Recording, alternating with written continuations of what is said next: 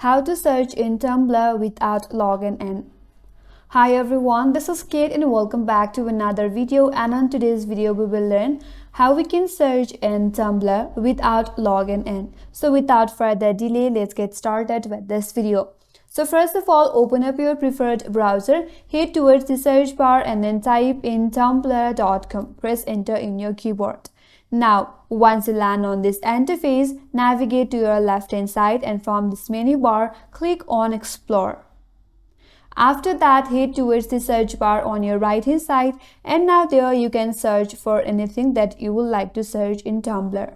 And here you will find all the posts related to the search that you have searched right here.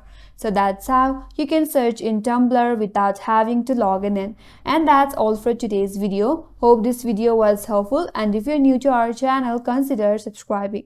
Thank you for watching and stay tuned for more videos.